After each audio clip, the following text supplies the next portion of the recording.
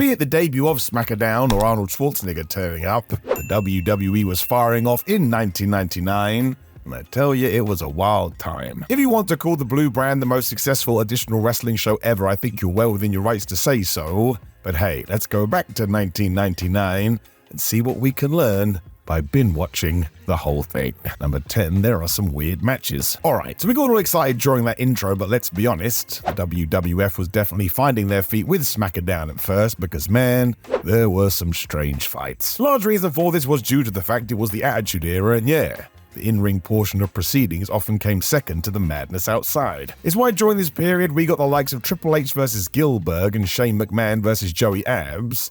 If you jump forward to the 16th of September edition, my gosh, you get the Big Boss Man and Al Snow in a pepper on a pole match, and you heard me right, and no, this was not good, shock horror, and in case you don't know, Pepper was a dead dog. Even ones on paper like X-Pac versus Chris Jericho and Kane facing the game for the WWE title take a while to get going. 'Tis the season, I suppose, but do not go out of your way. It's probably not worth it. Number 9, another tuxedo match. I mean, we could probably leave it there, right? What are we doing? It is to the 2nd of September SmackDown where Howard Finkel stormed out and challenged a totally confused Tony Chimel to this stipulation contest.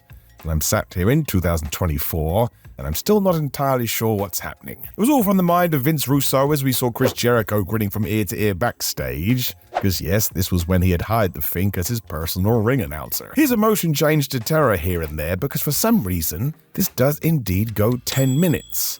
But as suggested, we had already done this once before back in 1995. There, Harvey Whippleman was our opponent and we should have learned our lesson. So let's do it now here, please. Never ever do this again. It wasn't very good. Number 8, people did not like Michael Cole. And I actually understand this. I've been there. Because when I first joined What Culture, everybody hated me. That's right. Who the flub is this guy? Then they looked me up and my word, he's a bald a-hole. It was the same in 1999 due to the fact that everybody loved Jim Ross. When his heir apparent rolled around, we were scared and therefore took our rage out on Cole. Happens all the time. It's why SmackDown was a good idea as it gave new guys a proper shot, although Michael had been in the company for years by this point. It was just time for his big break. The thing is, if you do go and watch him now without this bias, he's good. Cole gets better with time, of course, but to do what the WWF expected commentators to do, bam, you can see why they liked him. He also tries damn hard, which counts for a lot, which he's also done over the last 3 decades.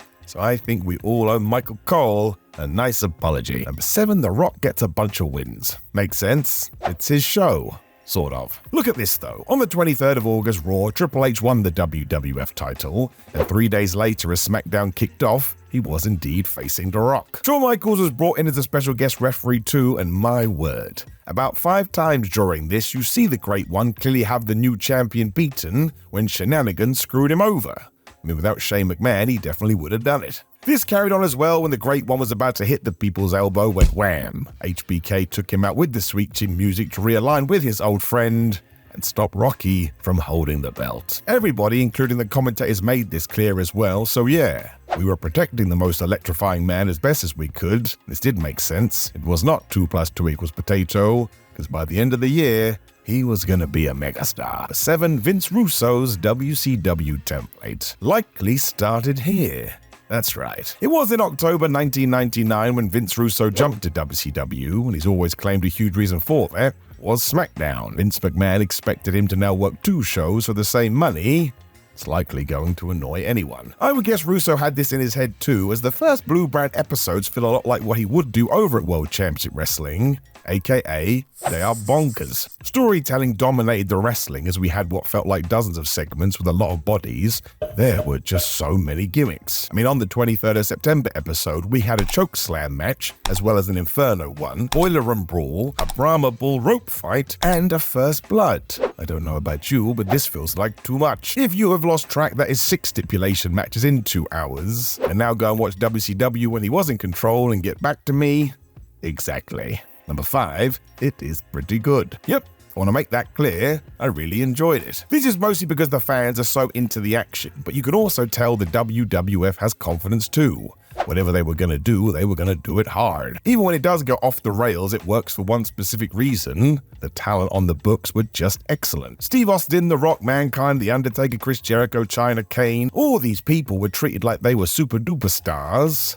Mostly because they were. It does mean that when things go totally crazy, they can all figure this out, and that combo somehow makes these shows zoom by. It is the fastest 2 hours of TV you could hope for, and you leave actually wanting to see what next week will bring. That is how it's meant to work too. Even in 2024, the WWF were just on it. Number 4, not all the buildings are full. Right. Straight off, I don't care. If a promotion sells out a venue, awesome. That is the best. If they don't, whatever. We are running 52 weeks a year. That is pretty hard. But your eye does catch certain things when watching these shows, and yep, despite being knee-deep in the Attitude Era, you can see that a couple of buildings aren't always packed to the rafters. Now, this could be due to the fact SmackDown was a new show, so fans wanted to see what the deal was, and one episode was in Vegas.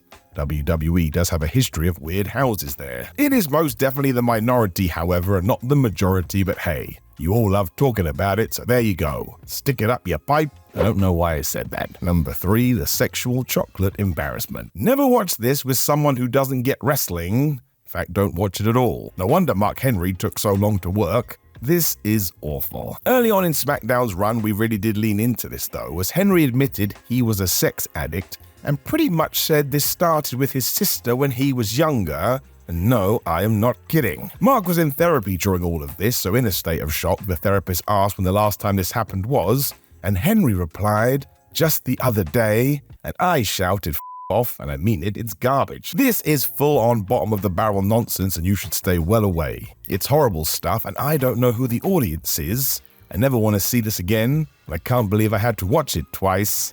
My gosh. Number 2, Schwarzenegger had a great time. We mentioned this in the intro because yeah, Arnold Schwarzenegger appears on the 11th of November SmackDown as a promotional tactic for his movie End of Days, and he has a really good time. That's nice. It helped the WWF too because it told you the show was going to be legit and not throwaway, but man, this is a little weird.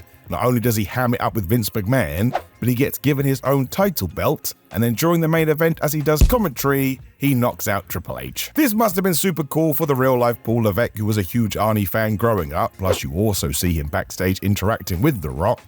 Maybe he knew. It is the right use of a celebrity guest though, and it is Schwarzenegger. He is and was a pretty big deal.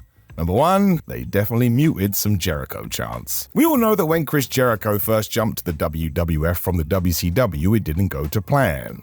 It started well, then he ran afoul of the top guys and Vince McMahon. He had to start again. Chris was a heel in a feud with Ken Shamrock, but the audience didn't care.